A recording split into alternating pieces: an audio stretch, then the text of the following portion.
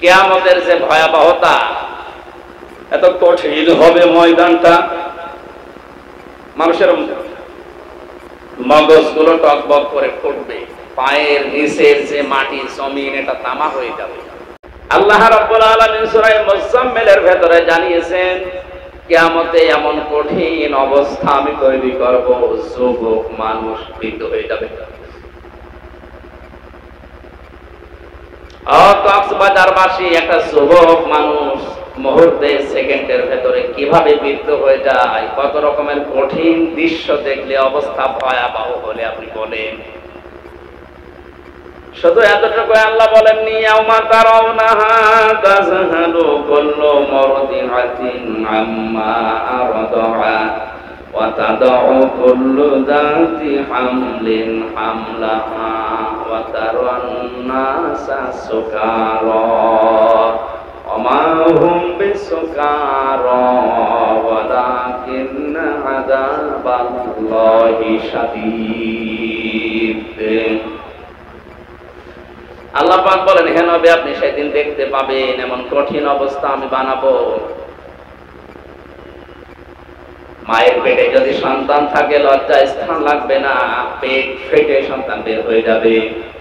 মানুষেরা পাগলের মতো দৌড়াবে, মানুষ মনে করবে পাগল হয়ে গেছে, অথচ এরা পাগল হয়নি, আল্লাহর আযাবের কারণে এরকম করছে। দূরের বাচ্চার কথা মা ভুলে যাবে, সন্তান বের হওয়ার জন্য মানুষের আর লজ্জা স্থান লাগবে না, পেট ফেটে হঠাৎ বের হয়ে পড়বে। এরকম কঠিন অবস্থাতে মানুষ শুধু একটা আওয়াজ ময়দানে হাসরে দেবে, ইয়া নাফসি ইয়া নাফসি, পানি চাই পানি চাই। এই কঠিন অবস্থায় একদিন দুই দিন না, 50,000 বছর চলছে।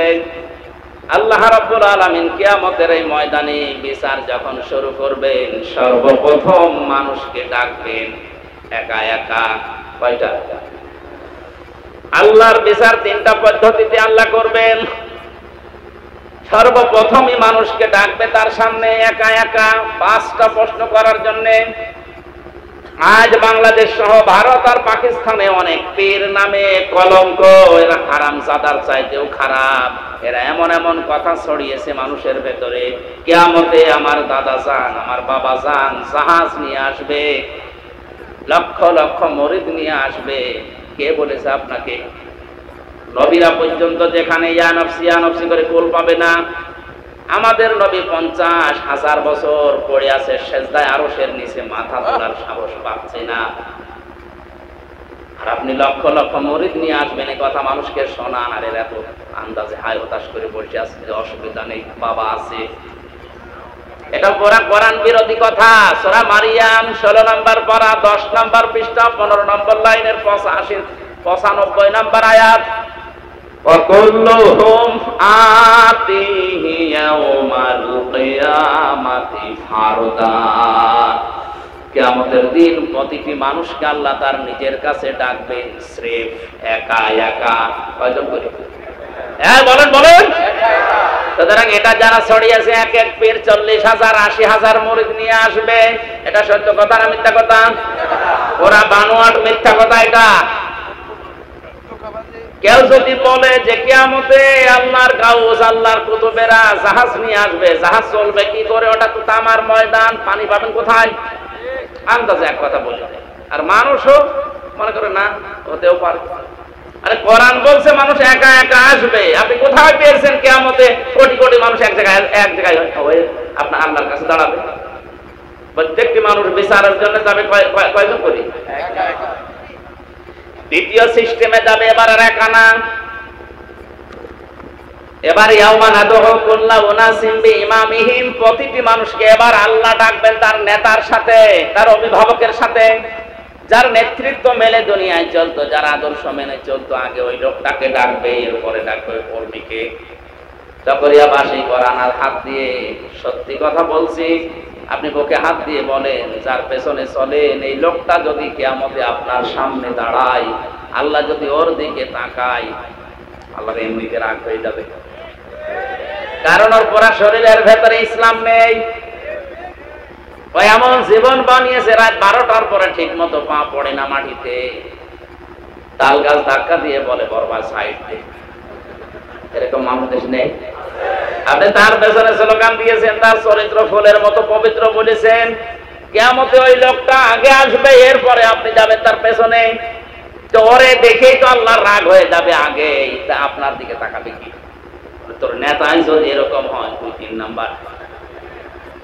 দ্বিতীয় নম্বর, এবার আর আল্লাহ একানা পদ্ধতি হচ্ছে সবাইকে মাহশারে হাজির করে আল্লাহ বিচার আরম্ভ করবে। তাহলে পদ্ধতি কয়টা বললাম? সর্বপ্রথম পদ্ধতি কি কোটি কোটি মানুষ একবারে আসবে? কোন পীরের সাথে মানুষ থাকবে? কয়জন করে যাবে? কোন সূরা এটা? মারিয়ম। বলেন মারিয়ম। 16 নম্বর পারা 10 নম্বর পৃষ্ঠার 15 নম্বর লাইনের 95 নম্বর আয়াত। যত তাফসীর বাংলাদেশে আছে দেখেন, প্রত্যেক তাফসীরের ব্যাখ্যা এটাই আছে। এরপরেও যদি কারো রাগ হয় যে তোমার বাবার বিরুদ্ধে বললো, আমার মনে হয় কপাল নষ্ট হয়ে গেছে, আমি তো আপনার বাবাকে চিনি না, কিভাবে বলবো? যেগুলো বাস্তবে দেখছি এগুলোর সাথে মিলিয়ে বললাম। এবার আসেন, ইয়াউমান তুরজাউনা ফীহি ইলাল্লাহ, তোমরা সবাই ফিরে যাবে কার দিকে? আল্লাহর কাছে। মানুষ যখন ফিরে যাবে, আল্লাহর বিচার পদ্ধতি এবার হবে 3 ধরনের। কয় ধরনের? আল্লাহর বিচার পদ্ধতিতে প্রথম বিচারে আল্লাহ অবিচার করে না। এই কথা বলেন, বলেন। আল্লাহ অবিচার, আল্লাহ অবিচার। দ্বিতীয় নম্বরে আমার আল্লাহ পাক ন্যায় বিচার যদি করে, কেউ বাঁচবে না। যারা কথা বলেন না, কি মনে হয় আপনার? ন্যায় বিচার করলে কেউ বাঁচবে? কেউ ছাড় পাবেন না, জান্নাত তো দূরের কথা। 3 নম্বরে আল্লাহ পাক যদি মাফ করে দেয় তাহলে বাঁচা যাবে। পদ্ধতি কয়টা বললাম? 1 নম্বরে আল্লাহর বিচারে অবিচার। আরো জোরে। আল্লাহর বিচারে অবিচার নেই, ওটা তো জানি আমরা সবাই যে নেই। বাস্তবে সব জায়গায় আপনি মিলান, এত ব্যাখ্যা দিতে গেলে সময় শেষ হয়ে যাবে, এই জন্য আমি খুব তাড়াতাড়ি করছি। 2 নম্বরে আল্লাহ পাক যদি ন্যায় বিচার কারো সাথে করে, ও ধরা খাবে। হাদিসে আছে, বনি ইসরাইলের এক লোক 1000 বছর ইবাদত বন্দেগী করার পর দিনের বেলা রোজা রাখতো আর জিহাদ করতো, আর রাতের বেলা তাহাজ্জুদের নামাজ পড়ে কাটাতো। লোকটা মনে মনে করছে, 1000 বছর যা করেছি জান্নাত আমি পাবোই। স্বপ্নে দেখছে মারা গেছে, কিয়ামত কায়েম হয়ে গেছে। আল্লাহ রাব্বুল আলামিন বিচারের ময়দানে তাকে ডাক দিয়ে বলছে, বান্দা, তোর জীবনের উপর আমি খুশি, যা তুই জান্নাতে চলে যা। যেই বলেছে যা তুই জান্নাতে যা, মনে মনে ভাবছে, আল্লাহ তুমি শুধু বললে যে যা জান্নাতে যা, এই শেষ। আমি যে এত বছর ইবাদত করলাম, আমার তো মনে হয় আমার ইবাদত দিয়ে আমি জান্নাত পাওয়ার কথা। আল্লাহ মনের ভাষা বোঝে না। ইন্নাল্লাহা আলিমুম বিযাতিস সুদূর, মানুষের মনের ভেতরে কেউ কি চৌকি দেয় এইটা পর্যন্ত আল্লাহ জানেন। মানুষের চোখের ভেতরে কি খেয়ানত করে এইটা পর্যন্ত আল্লাহ টের পায়। এই কথা বলা লাগবে। কথাটা নরম ভাষায় বলছে, এই জন্য আপনি ঠিক বলছেন না। মানুষের চোখের ভেতরে কি খেয়ানত করে, কোন দিকে একটু চোখ ঘুরিয়ে তাকান, কার দিকে কোন নজরে তাকান, এ নজর পড়ার আগে আমার আল্লাহর কাছে নজর চলে যায়। এটা যদি ঠিক বলে সামিয়ানার নিচে বিশ্বাস করে বলে যে আল্লাহ আমার চোখের নজর জানে, তাহলে বেগম পাড়ায় বাড়ি বানালে জানে না? আপনি মানুষকে ধোঁকা দিয়ে বোকা বানিয়ে কয়দিন রাখবেন? অনেক জায়গায় গেলে বলে হুজুর মাটির নিচের ওয়াজ করেন, ওপরে যা হয় সেটা বলার দরকার নেই। আরে এইটা না বলে আপনি মাটির নিচে ভালো থাকবেন কি করে? ঝিনাইদহ একবার মাহফিলে ছিলাম, আমারে বলছে এখানে রাজনৈতিক বিভিন্ন দলের লোকজন আছে, কত কিছু বলার দরকার নেই, আপনি মাটির নিচের ওয়াজ করেন। তো মাটির নিচে সর্বপ্রথম কি হয়? মার রব বোকা। কি হয়? রব মানে কি? 19টা অর্থ পেয়েছি আমি রবের। সামারাইজ করে 5টা বলছি। 1 নম্বরে রব মানে আইন দাতা। কি? এখন যদি মারা যান কবরে যদি ফেরেশতা জিজ্ঞাসা করে মার রব্বুকা, তুমি বাঙালি একবারই তো বলে ফেলবেন আমার রবকে জানো না আল্লাহ। ফেরেশতা অত বোকা না, ডাক দিয়ে বলবে আল্লাহর বান্দা বাংলাদেশে বাড়ি, একবারে রব আল্লাহ বলে ফেললে তোমার দেশে আল্লাহর আইন কয়টা ছিল বলো দেখি। এই কোরআনে শরীয়তের বিধান আছে 500 আইন, কয়টা? আরো জোরে বলেন। একটাও আমাদের দেশে চলে না। আপনি কি করে বলবেন যে রব্বি আল্লাহ? প্রথমেই ধরা খাওয়া লাগবে। দ্বিতীয় নম্বর তো আরো কঠিন, আর 3 নাম্বারটা আরো কঠিন। তাড়াতাড়ি উনি এসে বলছে হুজুর মাটির নিচের ওয়াজ দরকার নেই, উপরের ওয়াজ করে। উপরে গেলে তো আরো ঝামেলা, যেখানে নিয়ে যাবে না জায়গায় ঝামেলা হবে। আপনি যদি আমার হাসরের ময়দানে না পুলসিরাতের ঘাটে নিয়ে যান, ওইটা আরেক ঝামেলা। পুলসিরাতের আয়াত আছে 71 72 নাম্বার আয়াত সূরা মরিয়মের বিস্তারিত ব্যাখ্যা যদি কোনোদিন আসি। এদিকে আমার মনে হয় যে 6 রমজান একটা মাহফিল আছে চকরিয়া বাজারে, এখানে যদি আসি, এখনো দাওয়াতটা আমি কনফার্ম করি না, আসলে পুলসিরাতের উপরে আমি কথা বলবো। অনেক মানুষের ভুল ধারণা আছে এই পুলসিরাত নিয়ে, আমি ক্লিয়ার করব 1 ঘন্টা কথা যদি ওখানে বলি ইনশাআল্লাহ। দেখুন আজকের আয়াতটা শেষ করছি। আল্লাহর বিচারে অবিচার নেই। 2 নম্বরে আল্লাহ ন্যায় বিচার করলে যে মানুষ বাঁচতে পারবে না, এই বনি ইসরাইলের লোকটা মনে মনে যে সিদ্ধান্ত নিয়েছে আমার ইবাদত দিয়েই তো আমার জান্নাত দেওয়ার কথা, আল্লাহ পাক বুঝে ফেলেছেন। ফেরেশতাকে বলে ফেরেশতা এর মনের কি কামনা বাসনা আমি বুঝতে পেরেছি। এর একটু জাহান্নামে যে জায়গায় গরম ওঠে ওই জায়গার পাশ দিয়ে ঘোরা, যেখানে খুব বেশি গরম ওই জায়গায় পাশ দিয়ে ঘুরিয়ে নিয়ে এসেছে। কাছে যাওয়ার পরে পিপাসায় কলিজা ফেটে যায়, ডাক দিয়ে বলে আল্লাহর ফেরেশতারা আমি আর বাঁচতে পারি না, আমারে পানি দে। ফেরেশতারা বলে দুনিয়া না, এটা কিয়ামতের ময়দান, মাগনা পানি এখানে দেওয়া যাবে না। যদি পানি পেতে চাও তোমার জীবনের 500 বছরের ইবাদত দেওয়া লাগবে। মানুষ যখন অস্থির হয়ে পড়ে তখন তার দিক দ্বারা ঠিক থাকে। ডাক দিয়ে বলে আল্লাহর বান্দারা, আল্লাহর ফেরেশতারা আমি কি করব, নেকি দিয়ে আমার জীবনই বাঁচে না। ঠিক আছে দিয়ে দিলাম। আতঙ্কে বলে ফেলেছে। 1 গ্লাস পানি যখন ভেতরে ঢুকিয়েছে, পানি ভেতরে গেলে কিসের চাপ দেয়? প্রসাব। কিসের? এবার প্রসাব যখন লেগেছে বলছে ফেরেশতারা আমার একটু জায়গা করে দাও। জায়গা দেওয়া যাবে না, জায়গা করে দিতে পারি, বাকি 500 বছরের নেক আমল দেওয়া লাগবে। বলে দিয়ে দিলাম, আগে রেখে দাও। জায়গা দিয়েছে। প্রসাব করার পরে আল্লাহ পাক ডাক দিয়ে বলে আল্লাহর বান্দা, হে আমার বান্দা, 1 গ্লাস পানি ভেতরে ঢোকালে আর 1 গ্লাস পানি বের করে দিলে, এটাই তুমি 1000 বছরের ইবাদত দিয়ে দিয়েছো। এখন তোমার যদি কিছু থাকে সেটা নিয়ে বাকি জান্নাতে যাও। কিয়ামতের সত্যি যদি আল্লাহ কারো বিচার করা আরম্ভ করে, কেউ ছাড় পাবে না, কেউ বাঁচতেও পারবে না। আল্লাহর কাছ থেকে বাঁচার একটা উপায় আছে, সেটা হচ্ছে আল্লাহ যদি কাউকে মাফ করে দেন। কাবা শরীফ তাওয়াফ করার সময় 6ষ্ঠ চক্করে যখন মানুষ দেয়, এই সময় আল্লাহর কাছে একটা দোয়া করা লাগে। অনেক হাসি মৌলিক বিষয়গুলো হয়তো জানে না, মানেও না, এই দোয়া পড়বে তখন।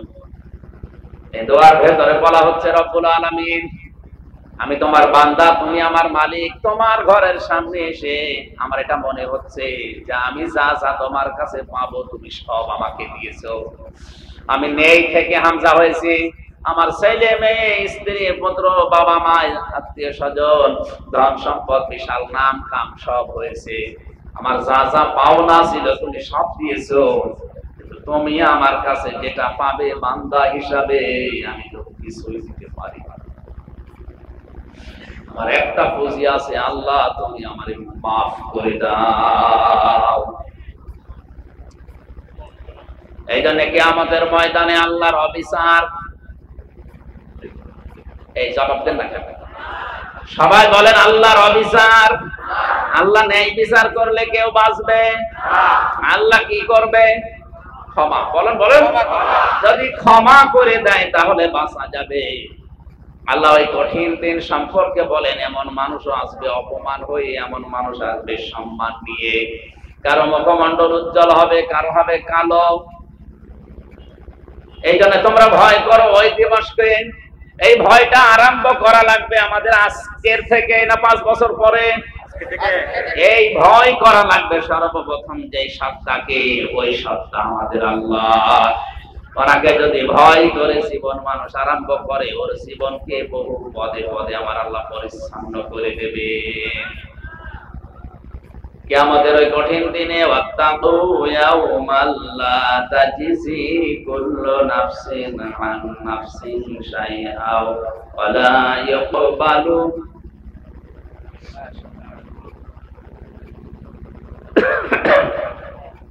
মিনহা শাফাআতুন ওয়া লা ইউখাযু মিনহা আদলুন ওয়া লা হুম ইনসারুন।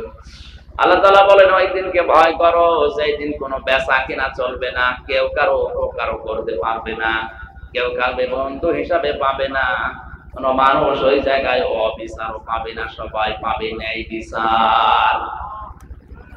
এই জন্য আমাদের উচিত হচ্ছে ওই দিনকে ভয় করে বাকি জীবনটা সামনের দিকে এগিয়ে নেওয়া। যারা এভাবে জীবন গঠন করতে পেরেছে তারা আজ চিরন্তন হয়ে আছে। যেমন হযরত ওমর, খুব ধনী মানুষ ছিল জীবনে তা না, খুব নাম করা মানুষ ওই সময় ছিল তা না, তিনি ছিলেন টপ টেরর। আমি জেলখানায় কয়েকজন টপ টেরর পেয়েছিলাম, তার ভেতরে অন্যতম হচ্ছে সুইডেন আসলাম। নাম শুনেছেন? 27 বছর বিরান জেলে আছে, 65-70 বছর হয়ে যাবে ভদ্রলোকের। আরেকজন ছিল মুকিম গাজী, 160 বছর জেল। ওকে আমাদের পরে বের হবে। এরকম টপ টেরর, টিটি, এই বড় বড় আসামিগুলো ওখানে ছিল আমাদের সাথে। আমি দেখেছি এই মানুষগুলোর জীবনে কি গো, কি ভয়ঙ্কর চেহারা, দেখলে মনে হয় পানি পিপাসা লাগে। কত মার্ডার করেছে তো আল্লাহ জানে, আর ও জানে। সুইডেন আসলাম, নাম শুনেছি? আসলাম ভাই মান্না একটা বই করেছে না, আমার কাছে হুজুর কিছুই জানে না। আসলাম ভাই একটা বই নেই, সিনেমা নেই, ওর জীবনে দিয়ে বানিয়েছে। সুইডেন আসলাম, মানুষ মারত এই দেশে, চলে যেত সুইডেন, সুইডেনে মানুষ মারত, আবার এখানে এইরকম ভয়ঙ্কর মানুষ। দোয়া করছে আল্লাহ তাকে যেন হেদায়েত দান করে। 27টা বছর জেলখানার অন্ধপ্রকোষ্ঠে আছে, আরো কতদিন থাকবে আল্লাহ জানে। আল্লাহ যেন হেদায়েত দান করেন, জোরে বলেন আমিন। এই জন্য আমাদের উচিত হচ্ছে, হযরতে ওমর এরকম ভয়ঙ্কর মানুষ ছিল এলাকায়। শিশুরা যদি ঘুম না আসতো, খেতে না চাইতো, তখন মায়েরা বলতো, হ্যাঁ ওনা ওমর আসতেছে, তাড়াতাড়ি খা। ভয়তেই খাবার খেয়ে নিত। কেমন ভয়ঙ্কর মানুষ বলেন। আমি জেলে যাওয়ার প্রায় 3-4 মাস পরে আটক ছিলাম, তো কোনো জায়গায় যেতে দিত না। এই লোকটা একবার দেখা করতে এসেছে, নাম শুনেছি যেখানে সুইডেন আসলাম আছে। মানে রাত 8:30টার দিকে এসে আমার বলো, সালামু আলাইকুম। কি গো, এখন তো কারো বাইরে থাকার কথা না, কারণ বিকাল 4টার পরে সবাইকে তালা লাগিয়ে দেয় ঘরে ঘরে, সকাল 7টায় আবার খুলে দেয়। এই লোকটা এই রাতের বেলা আসলো কি, কোনো অফিসার নাকি? আমারে বলছো, হুজুর আপনি আমির হামজা, আমি নাম শুনে এসেছি, আমার নাম সুইডেন আসলাম। আমার তো পানি শুকিয়ে গেছে। এই লোক আমার কন্টেম সেলের সামনে কি কি বলে, বলছে আমার বউ আমার একটা জিনিস জিজ্ঞাসা করেছে, আমি আদালতে গিয়েছিলাম, একটা মাসলা নেবো আপনার কাছে। মাসলা, কোনো অসুবিধা নেই, আপনি কি মাসলা নেবেন, যত মাসলা নেবেন বসে, সব মাসলা বলছে। চেহারা ওই দিন প্রথম দেখলাম, আরে মানুষ যে এরকম ভয়ঙ্কর হয়, ওরে বাবা। তো তখন প্রায় 2.5 বছর আগে, মুরব্বী হয়ে গেছে, প্রায় এক পা প্যারালাইজড হয়ে গেছে, এখন বেশি নড়তেও পারে না।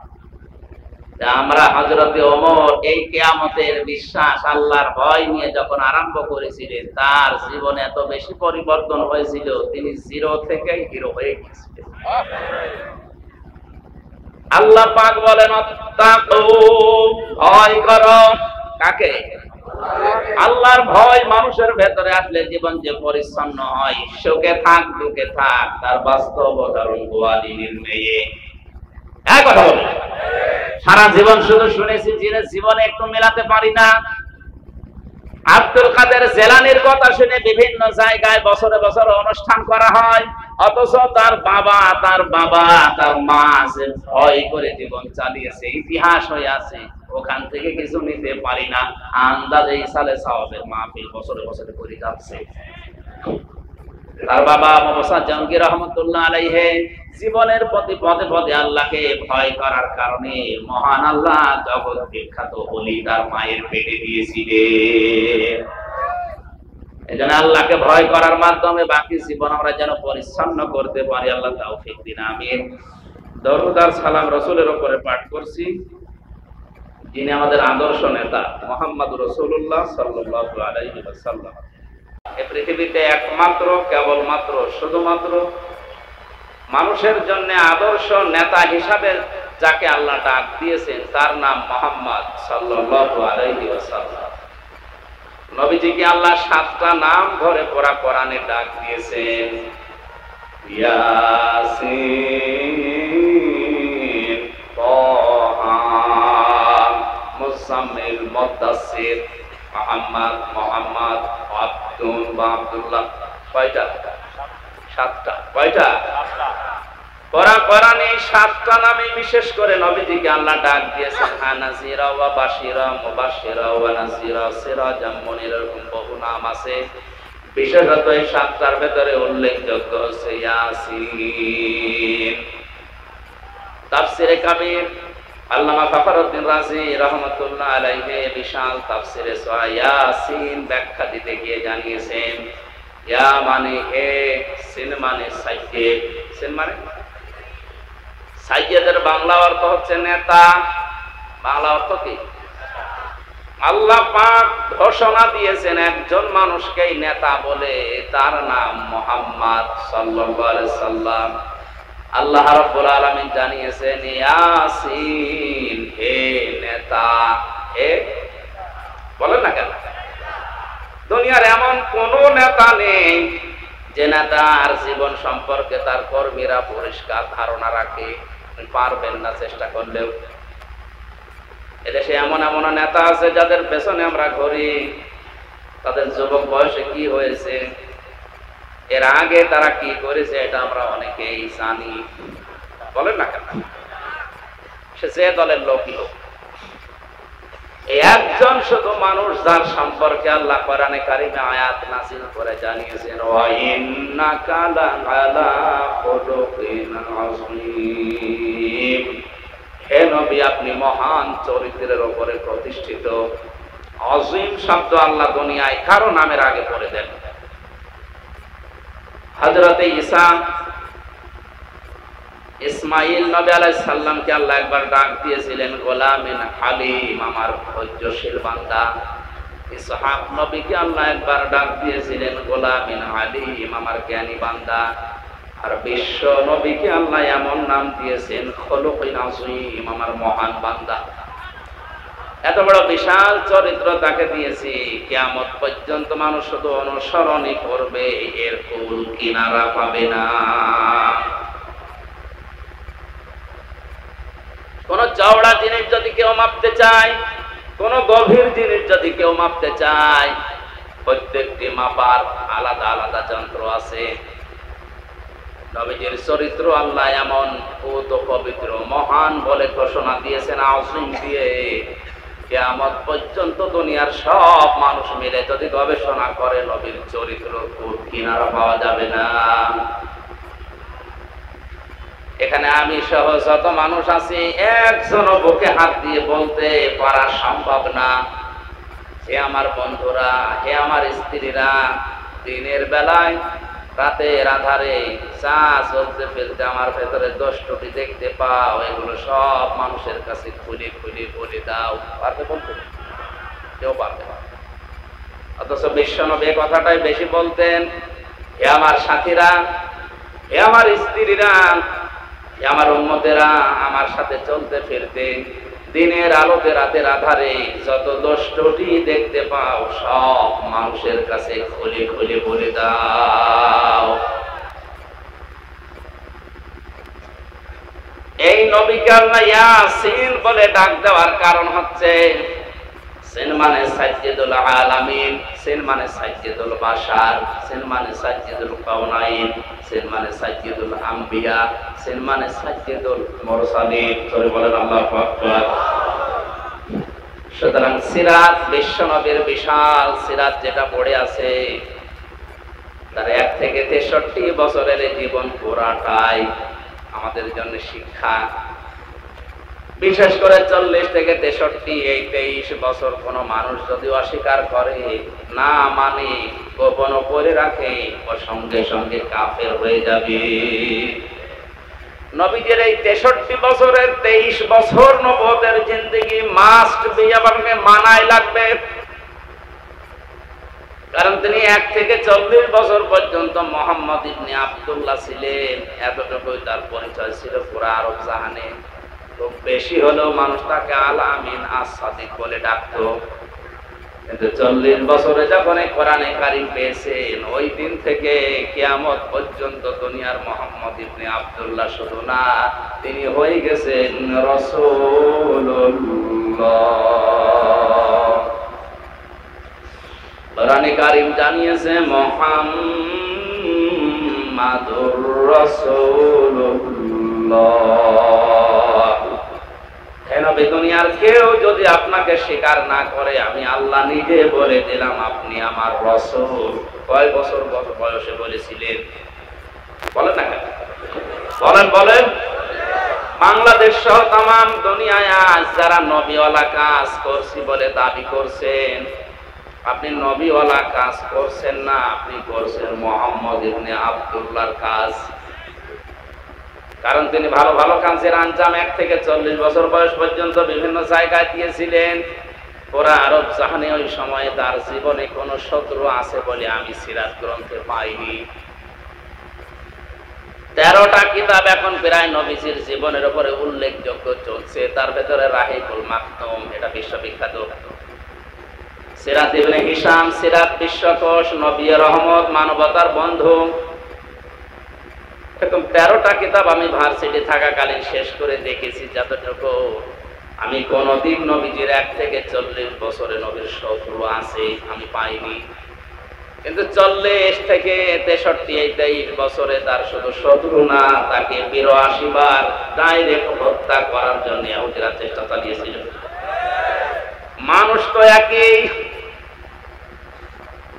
এতদিন পর্যন্ত যে কাজগুলো করেছিলেন মন মস্তিষ্কের গড়া চিন্তা ভাবনা নিয়ে, 40 বছর থেকে 63 বছরে আর নিজের মন মতো কোনো কথা বলেননি, মন মতো কোনো কাজ করেননি। অমায়ান্তিকু আনিল হাওয়া ইন হুয়া ইল্লা ওয়াহয়ুন ইউহা। আমার নবী মন থেকে নিজের বানিয়ে কোনো কথা বলে না। নবী যেটা বলে সেটা ওহী। আমি যেটা নবীকে জিবরাইল দিয়ে বলতে বলি ওইটাই বলেন। এখানে আলেম যারা আছে তাদেরকে আবার বলছে,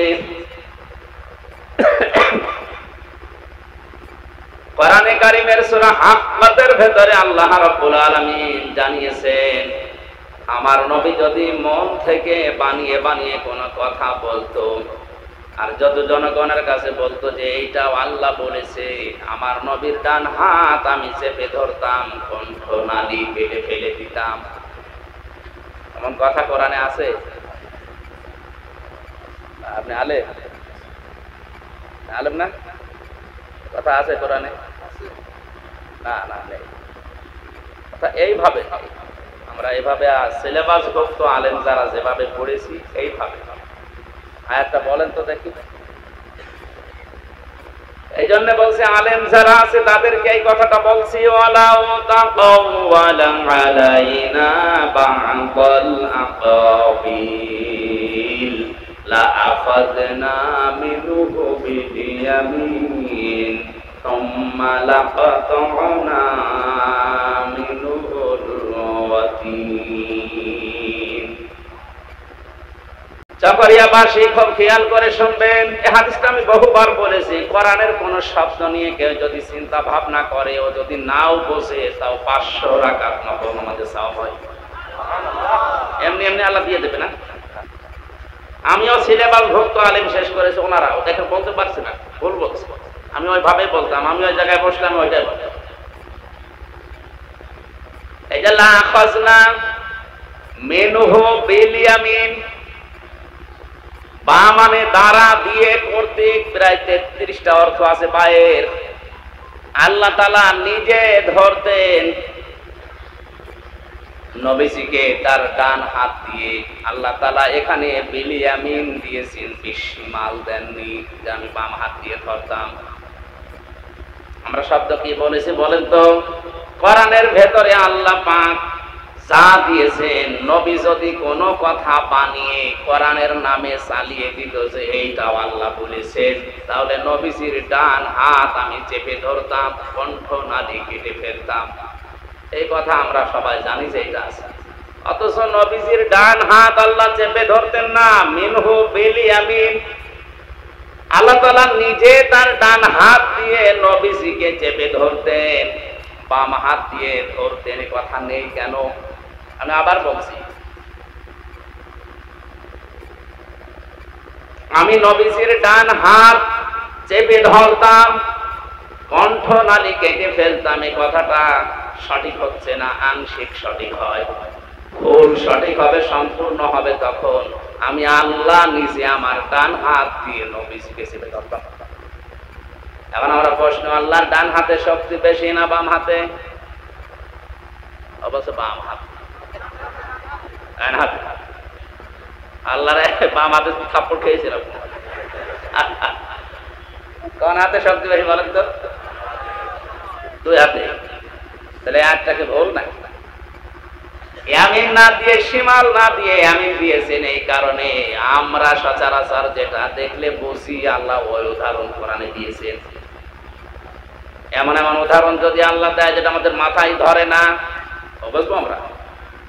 আমাদের সম্পর্ক আছে, জীবনের যে সম্পর্ক, এটা সময়ের সাথে। কিসের সাথে? আমাদের জীবনের সম্পর্ক আবার বলছি কিসের সাথে? সময় আছে, হামজা আছে। সময় নেই, হামজা থাকবে।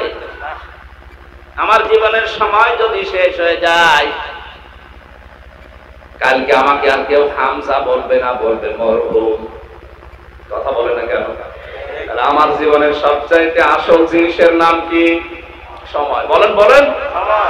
জীবনের সম্পর্ক যেহেতু সময়ের সাথে, এই জন্য আল্লাহ আমাদের জীবন সংক্রান্ত যত কথা কোরআনে দিয়েছেন, সব জায়গায় কসম হচ্ছে সময়ের। ওয়ালা আসরি ইন্নাল ইনসানা লাফি খুস। আল্লাহ বলেন সময়ের কসম। কিসের? বলেন বলেন। যেহেতু সময় সম্পর্কে বললে আমরা সবাই বুঝি, এই কারণে মহান আল্লাহ সময়ের কসম দিয়ে আমাদের জীবনের দিকে ইঙ্গিত দিচ্ছে। ওই তাকা তোর জীবনের দিকে, আসল পুঁজি কিন্তু ফুরিয়ে যাচ্ছে। ইমাম মালিক রাহমাতুল্লাহ আলাইহি বলেন, এই আয়াতটা পড়ার পরে আমি বহু চিন্তা ভাবনা করেছিলাম, কিন্তু বুঝতে পারছিলাম না। বাজারে যাওয়ার পরে একজন বরফ বিক্রেতার আওয়াজ শোনার পরে আল্লাহর এই আয়াতটা আমি বুঝে ফেলেছি। বাজারে গিয়ে দেখে, বাজার করার সময় বাজারের এক কোনায় দাঁড়িয়ে চেল্লাচ্ছে এক বরফ বিক্রেতা, যার পুঁজি গলে যায় তার উপরে রহম করো। বারবার এরকম চিল্লানি মারে, আর মানুষজন তার কাছে গিয়ে ওই বরফ টাকা দিয়ে কিনে নিয়ে যায়। আর ও একই কথা বলে, যার পুঁজি গলে যায় তার উপরে রহম করো। চিন্তা করেন, পুঁজি আবার গলে কি করে, পুঁজি কি করে যায়? কাছে গিয়ে দেখলেন যে লোকটা চিল্লায়, বরফ বিক্রি করছে। রোদের তাপ বাড়ে, সূর্যের আলো বাড়ে, আর বরফ গলে যায়। বরফ গলে গেলে কি হয় বলেন বলেন? পানি তো যেখানে সেখানে পাওয়া যায়, কেউ আর কিনবে না। এ বরফটা অন্তত যতক্ষণ জমাট বাঁধা আছে ততক্ষণ আপনারা কিনে নিয়ে যান, কারণ আমার পুঁজি এর ভেতর আমি ইনভেস্ট করেছি। ইমাম মালিক চিৎকার মেরে ডাক দিয়ে বলে, আল্লাহর বান্দারা, আমি কিন্তু এই বরফ বিক্রেতার চিৎকারের মাঝখান থেকে আল্লাহর কোরআনের আয়াত খুঁজে ফেলেছি। তার যেমন একটা পুঁজি ছিল খাটিয়েছে বরফের ভেতরে, আমারও একটা পুঁজি আছে, নাম তার হায়াত। নাম কি? আমার এই হায়াতটা আসলে আল্লাহকে দেখানোর মতো হায়াত কিনা এটা তো বলে শেষ হয়ে যাচ্ছে। দিন যায় আমার হায়াত শেষ হয়ে যায়। আমি বোঝাতে চাচ্ছিলাম মানুষের জীবন সংক্রান্ত সম্পর্কগুলো সব সময়ের সাথে, এই জন্য জীবনের কথা বলতে গিয়ে আল্লাহ কসম দিয়েছেন কিসে? এখানে আল্লাহ আমাদেরকে ডান হাত বাম হাত দিয়ে বুঝিয়েছেন। ডান হাত এই কারণে, কারণ আমরা সচরাচর জানি যে বাম হাতের চাইতে আমাদের অন্তত ডান হাতে শক্তি। আল্লাহ রাব্বুল আলামিন বলেন, ডান হাত দিয়ে আমি আল্লাহ নিজে নবীকে চেপে ধরতাম। আলেমরা এটা সংশোধন করে নেবে, নবীজির ডান হাত আমি ধরতাম, এটা আংশিক সত্য। আল্লাহ বলেন আমি আমার ডান হাত দিয়ে নবীজিকে ধরতাম। কেমন ভাবে জানো? এমন শক্ত ভাবে ধরতাম ডান হাত দিয়ে, যেটা ধরা হয় ওটা ফসকে যেতে পারে কম। শুধু এতটুকুই না, যে জিহ্বা দিয়ে কথা বলে ওই জিহ্বা আমি আল্লাহ কেটে ফেলে দিতাম। আমামিনকুম মিন আহাদিন আনহু হাজিসিন। আর এই ব্যাপারে নিষেধ করার মতো ক্ষমতা কারো ছিল না। এখানে আমি যেটা নিয়ে এসেছি, কোরআনে কারিমে এমন কোন কথা আল্লাহ পাক, এমন কোন কথা নবীজি বলেন নাই যেটা আমার আল্লাহ বলতে বলেন নাই। তাহলে এই কথাগুলো তিনি শুরু করেছিলেন যেই বয়সে, ওটা কত বছর? সবাই বলে 40 থেকে 63। এই 23 বছরের কর্মপদ্ধতি যাদের জীবনের সাথে পৃথিবীতে মিলবে, ওইটাই নবীওয়ালা কাজ। বাকি 1 থেকে 40 ওটা নবীওয়ালা কাজ না, ওটা মুহাম্মদ ইবনে আব্দুল্লাহর কাজ। উনি যে জেলখানায় ছিলেন 3 বছর, এটাকে 1 থেকে 40 না 40 থেকে 63 ভেতরে? সুতরাং আজও বাংলাদেশ সহ বিশ্বে যাদের কোনো জেল জরিমানা আতঙ্ক, কোনো ঝামেলা, কোনো রকমের টেনশন নেই, তারা কাজ করছেন মুহাম্মদ ইবনে আব্দুল্লাহ। আর যারা এই আতঙ্ক নিয়ে জীবন চালায়, তারা কাজ করছে রাসূলুল্লাহ। সিরাতুন নবী লিখে দিয়েছিলেন, এটা আসল সিরাত। কি কথা বোঝাতে পারিনি? চট্টগ্রাম বিভাগ এটা। এই এলাকায় বেশিরভাগ মানুষ আমরা জানি বা দেখি যেটা বাস্তবে, এরা মিলাদুন নবী নিয়ে খুব আনন্দে আছে। নবীজির মিলাদ নিয়ে, জন্ম নিয়ে যারা আনন্দ করেছেন, আপনি তাকান, তারা জাহান্নামে গেছে। নবীজির আপন চাচা আবু লাহাব আর আবু তালেব, এই দুইজনে জন্মের সময় খুশি ছিল। আবু তালেব, আবু লাহাব এত খুশি হয়েছে, আবু লাহাব নিজের দাসী সুয়াইবিয়াকে শেষ পর্যন্ত আজাদ করে দিয়েছে। নিজের টাকা দিয়ে কেনা কাজের মানুষকে পর্যন্ত সে ছেড়ে দিয়েছে, যা বলে ছেড়ে দিলাম। এই দুইজন চাচাকে আল্লাহ জান্নাতে দিয়েছে না জাহান্নামে? জাহান্নামে। বলেন বলেন। শুধু জাহান্নামে দিয়েই ছাড়েনি, তাদের আযাবের ধরনগুলো আল্লাহ কোরআনে তুলে ধরেছেন। সূরা তাওবার 111 নম্বর আয়াতে, 112, 13 নম্বর আয়াতে, আর সূরা লাহাব তো পুরোপুরি আছে। কিন্তু যেই দুইজন নবী, যেই দুইজন চাচা জন্মেও খুশি ছিল, তার সিরাতে, তার আদর্শে, তার মানে 40 থেকে 63 এই বয়সটা পেয়েও খুশি ছিল, তাদের দুইজনকে আল্লাহ জান্নাতি বলে ঘোষণা দিয়েছে। একজন হযরতে আব্বাস আর একজন হযরত হামজা। দুইজনের ব্যাপারে কোরআনে কারিমে আল্লাহ আয়াত নাযিল করে জানিয়েছেন, রাদিয়াল্লাহু আনহুম ওয়া রাদু আন যালিকা লিমান খাশিয়া রাব্বা। আল্লাহ পাক বলেন, আমি তাদের উপরে রাজি হয়ে গেছি যেমন তারা আমার উপরে রাজি ছিল। চকরিয়াবাসী মেজা মগজ যদি মাথায় থাকে, চিন্তা করেন শুধুমাত্র মিলাদ নিয়ে, জন্ম নিয়ে আনন্দ করে বসে থাকলে হবে না, আমাদের আনন্দ করা লাগবে নবীর সিরাত মানার মাধ্যমে। সূরা ইউনূসের 58 নম্বর আয়াত আল্লাহ নাযিল করলেন, কুল বিফাদলিল্লাহি ওয়া বিরাহমাতিহি ফাবিযালিকা ফালইফরাহু হুয়া খায়রুম মিম্মা ইয়াজমাউন।